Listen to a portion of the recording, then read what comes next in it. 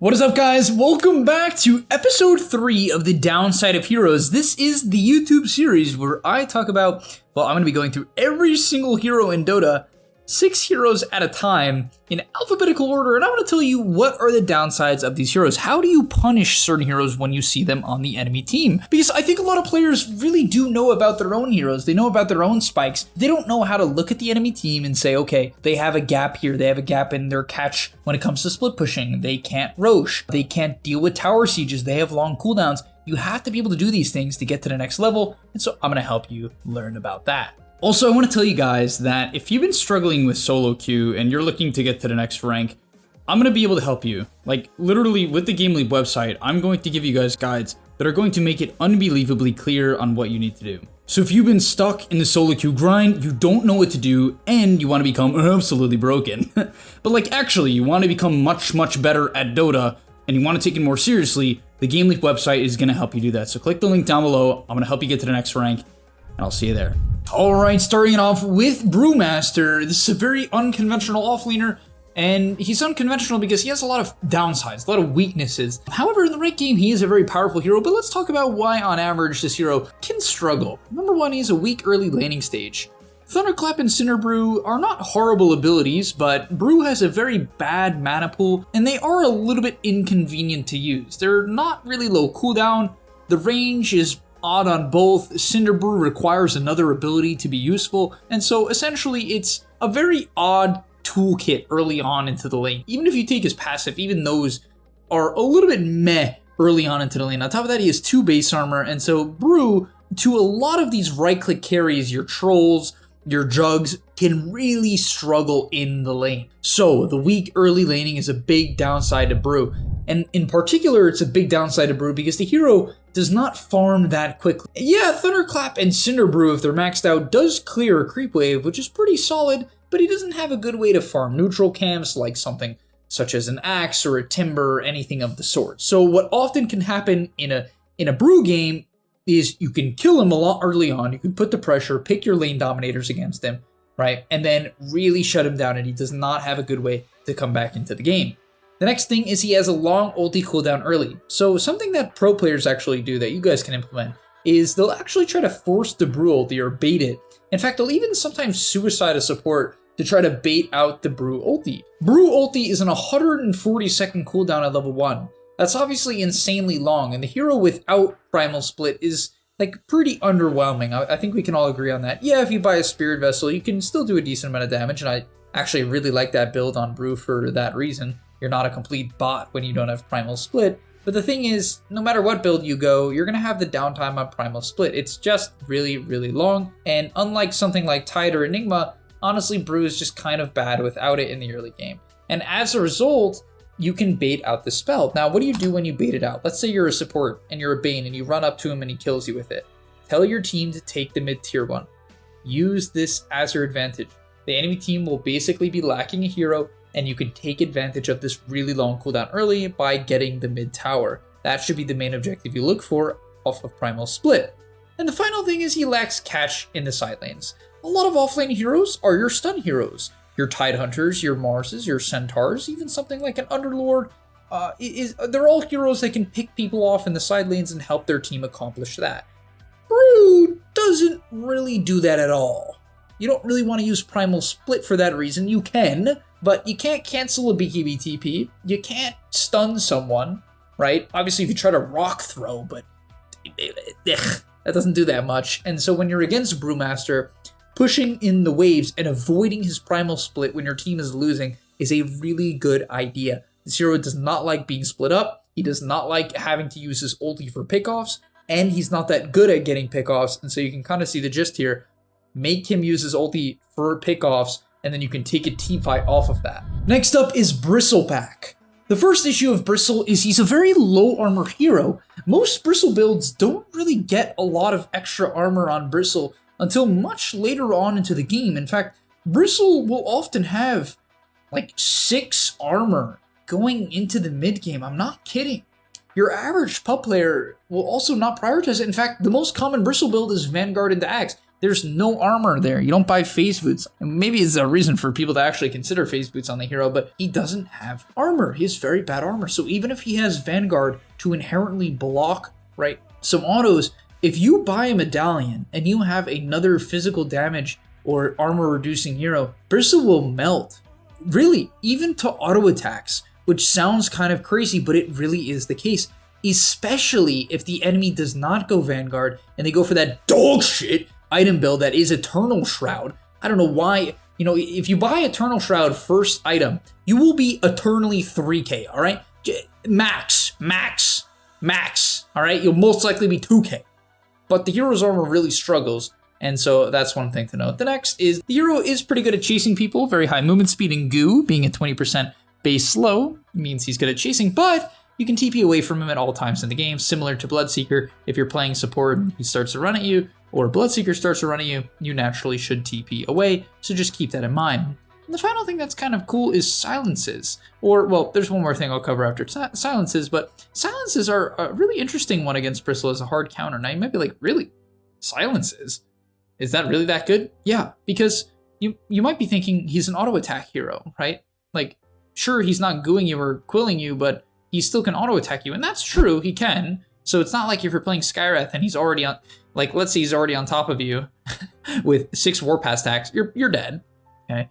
But if he doesn't have a lot of stacks built up, or you have the Ancient Seal talent, let's say on Skywrath, and you can perma-silence him, he's gonna be like 380 movement speed max, because he has no Warpath stacks, and he's gonna hit for like 150. The hero, actually, funny enough, is pretty pathetic when he gets like consistently silenced. So any hero, like your DPs, which is why DP is so good against him, DP just shreds Bristle. But these silences are pretty cool. It's just something to keep in mind that it is actually a hard counter. And finally is Silver Edge. I'm not like, you just break them. It's just good on meta carries. So if you're playing something like Dusa or Luna, consider switching it up. It is actually good. I would recommend it. You can, instead of going Daedalus, go Silver Edge in this matchup. It definitely is worth it. Next up is Broodmother, getting into Agi heroes. We're going to cover 2 Strength, 2 Agi, and 2 Int. Let's go into the Agi here. We got Broodmother. So the first thing about Brood is she falls off hard after a few early game ganks. Basically, if you can avoid feeding to her original Orchid timing that most Broods generally go, at least that I've been seeing, if you can avoid feeding to that, or even kill her before it, and you delay her BKB, the hero will generally just feed in the first couple of mid-game team fights. So essentially, smoke ganking Broodmother, if you have the heroes to do it, is very useful. It's generally extremely obvious where the Broodmother is going to play. All it takes is one hill ward to make sure she can't climb over a cliff and avoid her gank to kill her, and you can often kill her 2 or 3 times. If you do it back to back and she can't build up spiders, the hero becomes very useless very quickly. The next thing is Ghost Scepter. I don't really have too much to say here. It's just like, if you're playing against Brood, it's your best bet, right? Yules is pretty good as well, but that's expensive. Glimmer Cape, the problem here is obviously Brood can definitely afford to buy Dust, and so Ghost Scepter is just a cheap item on a lot of heroes that you can buy to avoid dying to Brood. And the final one is the 1v9 dilemma. Broodmother often is a 1v9 hero, whether that's in the mid lane or the off lane. And a big issue with Brood is her webs. If you force fights away from her webs, the enemy team is often going to have a dilemma. If you've already shut down the Brood and then you fight away from her webs, Brood accomplishes nothing. What do I mean by this? If you pick off Brood and kill off her spiders, and then proceed to play away from her webs, it completely griefs the enemy team, because not only is it a 4v5 for when Brood is dead, even when Brood respawns, she has to spend 30 seconds to a minute regathering spiders, playing the same part of the map that you've just left, and not putting any pressure on the map. So Brood basically has big downtimes, and you should use those downtimes not necessarily to continue sitting in the web area, but to get to the opposite side of the map, which you can then smoke to, right? You could smoke to it, you could run to it, you could go mid, whatever it is, and just go away from the Brood. If she cannot connect due to a lack of webs, or if she has to grief all of her web patterns just to get from bottom to the enemy triangle, that's a big win as well. Next up is Clinks. This hero feeds in lane, all right? It's like 0 movement speed. It's a ranged hero, low HP. I think its armor isn't that good. It's like, just kill him in lane, all right? Just, if he takes invis, buy some dust, he'll run at 200 movement speed. Just kill him, please run at this hero. Like, in general, the key to beating Clinks is shutting him down early. Yeah, here's how Clinks works. If you don't run at him with 2 heroes at the same time and you try to play a 1v1, he'll actually chip you down pretty effectively with searing arrows. If you run at him with 2 heroes at the same time, he can never fight back. He doesn't have abilities to do that. It's a chip hero. It's like Drow, all right? If you don't run at her at the same time, she will eventually win the trades. Right? And my second point that I wrote down is dies to smoke ganks. It's true, all right? If he tries to invis away and you dust him, once again, he's very slow and easy to kill, especially pre-death pact. Like, the hero just feeds early on. And finally, one thing to consider as well is like keeping track of his ulti cooldown. Basically, the spell generally has pretty good uptime. It's a 60-second duration. However, it is an 80-second cooldown at level 1. So if you can time when it's going to run out, you can kill him like so easily. I kind of talked about a similar idea with Bat Rider, where there's this like 25-second gap where he has no Firefly, and the hero's just like really easy to kill in that duration. So it's the same thing with Clinks in the early game. If you can manage to scout out this downtime, that often will last for 25 to 30 seconds because, right, he's often not going to instantly eat a creep. Sometimes he will, but, you know, if you can pick him off in this duration, keep track, right? Because you can ping out how long it's lasting for, right? If you just right-click on him, you can see when it's going to end. And so you can keep track of that and then gank him on it. It's something that's really cool to do. It's quite advanced, but I did want to note it to you guys. Next up is Crystal Maiden. Honestly, this hero is like kind of well-rounded, but it does have a couple of major flaws. The first is it's generally considered weak in the mid to late game compared to other heroes. If you compare CM to something like a Hoodwink or something like a Winter Wyvern, the utility of Crystal Maiden in the late game is kind of meh. You have a completely worthless ability, right? Your mana regen is not winning team fights. Now, that's obviously not the goal of the spell. It's to help people farm more, which can win team fights. But the point is, if like CM doesn't get off to a good start and her team is even, the hero's abilities are kind of meh. Her ultimate, it does a ton of damage. Her Q, it does a ton of damage. Frostbite does a ton of damage. The problem is the cast range of Frostbite is horrible, right? So you better hope you can get in range of the right heroes, and then when you get in range to Frostbite those heroes, you better hope you don't die as a result. Then it can be purged, right? So Frostbite is not a hard stun, so you can BKB it off, you can Lotus it off, you can use it off, right? You can just get away from it. Same thing with her Q, you can just get rid of the slow if you have Dispels, and you can just BKB. And then finally, your ultimate is just like, it's good in the right situations. Basically, CM's one of those heroes where pre-BKBs and pre all these defensive items, she's actually really, really strong. If you get off the right ulti when they don't have BKBs or their defensive items or abilities up, she's also really strong. But the problem is there's just too many, like, you know, there's too many gaps here. She's good early on, but then like she has to wait out items and before she's useful. It's like, yeah, she just has a lot of downsides. She can't really save teammates from ganks. She isn't really great pick off in side lanes compared to other supports. And so, yeah, the hero definitely has some major flaws. She's also not a great +1 for ganks. What I mean by that is like, let's say you have a Hoodwink or a Snapfire. If a Storm jumps someone, you have long range follow-up. CM kind of has to get really close to help, and that can cause you to lose kills. So yeah, this is a downside of CM, and you might be like, how do I punish this then? Well, basically just try to get to the mid and late game. You know, if don't lose the lane that hard to this hero. Yeah, she's really good at she's really, really good at laning.